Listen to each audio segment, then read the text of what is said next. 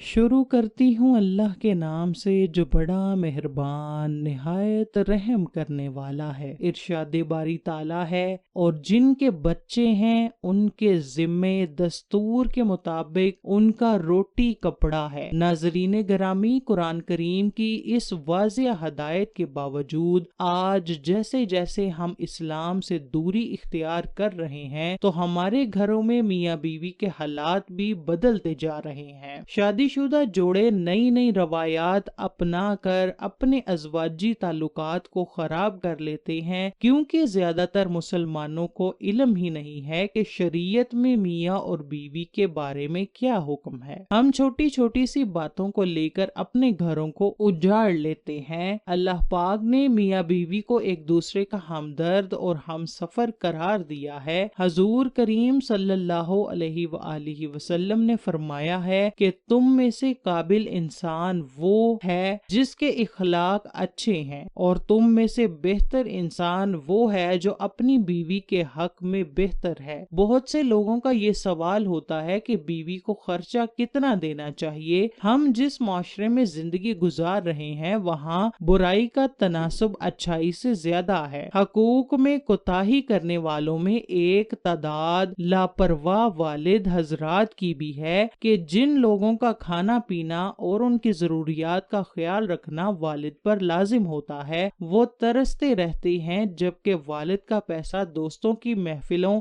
اور اپنی بے جا خواہشات کی تکمیل میں اڑتا رہتا ہے۔ ایسے والد و سرپرستوں نے فرمایا، تم میں صلی اللہ علیہ وسلم کے لیے یہ حدیث پاک قابل عمل ہے کہ نبی کریم ترمذی سے بہتر وہ ہے جو اپنے گھر والوں کے ساتھ اچھا سلوک ہو۔ ناظرین، حضرت ابو منصور رضی اللہ تعالی عنہ اس طرح روایت کرتے ہیں کہ رسول اکرم نے فرمایا، جب کوئی شخص خدا کا حکم سمجھ کر اپنے زیر کفالت بیوی بچوں اور اہل و عیال پر مال خرچ کرتا ہے تو اللہ تعالیٰ اسے صدقہ کا ثواب عطا کرتا ہے۔ والد کا اپنے اہل و عیال پر خرچ کرنا نہ تو صرف لازم ہے بلکہ عبادت و حصول و ثواب کا بھی ذریعہ ہے۔ چنانچہ حدیث پاک ہے، ایک دینار وہ ہے جو آپ نے اللہ پاک کی راہ میں خرچ کیا، ایک دینار وہ ہے جو آپ نے کسی غلام پر خرچ کیا، ایک دینار وہ ہے جو آپ نے کسی مسکین پر خرچ کیا، اور ایک دینار وہ ہے جو آپ نے اپنے گھر والوں پر خرچ کیا، مگر ان میں سب سے زیادہ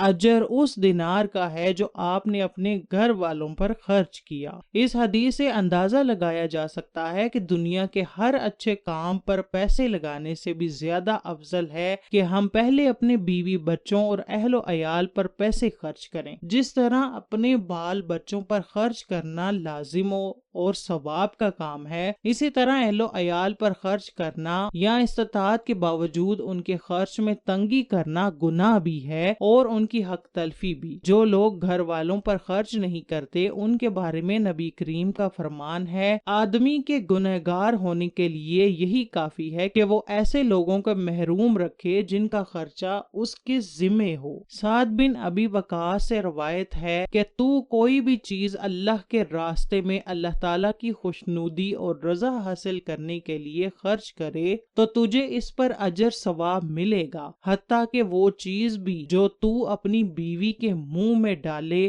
اس کا بھی اجر و ثواب ملے گا۔ صحیح بخاری حدیث، صحیح مسلم حدیث۔ اب رہا یہ سوال کہ بیوی بچوں پر ہمیں کتنا خرچ کرنا چاہیے، اس کا جواب قرآن پاک میں موجود ہے۔ اللہ پاک فرماتا ہے، اور یہ وہ لوگ ہیں جب وہ خرچ کرتے ہیں تو اس میں اسراف و فضول خرچی نہیں کرتے اور نہ ہی اس میں کنجوسی سے کام لیتے ہیں، اور وہ ان دونوں کے درمیان کا راستہ اختیار کرتے ہیں۔ اس سے ہم بآسانی سمجھ سکتے ہیں کہ ہمیں ہر کام میں اعتدال کا راستہ اختیار کرنا چاہیے۔ ویسے بھی جب بیوی بچوں پر خرچ کرنا صدقہ ہے تو ہمیں اس میں کسی قسم کی کنجوسی نہیں کرنی چاہیے اور اپنی بساط کے مطابق خرچ کرتے رہنا چاہیے۔ حضرت ابو ہریرہ رضی اللہ تعالی عنہ نے فرمایا ہے کہ اللہ تعالیٰ کے نبی نے فرمایا ہے کہ جب کوئی انسان اپنے گھر والوں پر اللہ کی خوشی حاصل کرنے کے لیے خرچ کرتا ہے تو وہ صدقہ ہوتا ہے۔ اس سے ظاہر ہوتا ہے کہ ہمیں چاہیے کہ اپنے گھر والوں کی ضروریات زندگی کے لیے خرچہ کرنے سے ہاتھ نہ کھینچیں، کیونکہ آج کل کے معاشرے میں ایسا دیکھنے کو ملتا ہے کہ خاوند اپنے بچوں اور بیوی کو ہر وقت خرچے کے متعلق ڈانٹ ڈپٹ کرتے رہتے ہیں۔ کچھ لوگ تو اپنی بیوی بچوں کو اپنی کمائی سے 1 روپیہ دینا بھی گوارا نہیں کرتے ہیں۔ نبی کریم کا فرمان ہے کہ تم میں سے ہر کسی کو اپنی رعایا کے بارے جواب دینا ہوگا۔ خاوند کو اپنی بیوی بچوں اور گھر کی ذمہ داریوں کے متعلق اللہ تعالیٰ کے ہاں جواب دینا ہوگا، اور بیوی اپنے خاوند اور بچوں کی ذمہ داریاں نبھاتے ہوئے اپنے واجبات کی جواب دہ ہوگی۔ اللہ تعالیٰ نے ہر انسان کو عقل و شعور والا پیدا کیا ہے، اس کو اپنی ذمہ داریوں کے متعلق علم ہوتا ہے کہ اللہ تعالیٰ نے میرے ذمے میرے گھر والوں کی کون سی ذمہ داریاں لگائی ہوئی ہیں۔ اگر خاوند کی کمائی کے ذریعے اچھے ہیں تو اس کو چاہیے کہ وہ اپنے گھر والوں پر کھلے دل کے ساتھ خرچ کرے۔ اگر وہ غریب ہے تو اپنی گنجائش کے مطابق اپنی فیملی پر خرچہ کرتا رہے۔ خاوند پر بیوی کے حقوق اس وقت ہی شروع ہو جاتے ہیں جب اس کا نکاح اپنی بیوی سے پڑھایا جاتا ہے کہ اس کا حق مہر لکھا جاتا ہے، اور خاوند پر لازم ہو جاتا ہے کہ وہ اپنی بیوی کا حق مہر ادا کرے۔ اگر وہ اپنی بیوی کا حق مہر ادا نہیں کرتا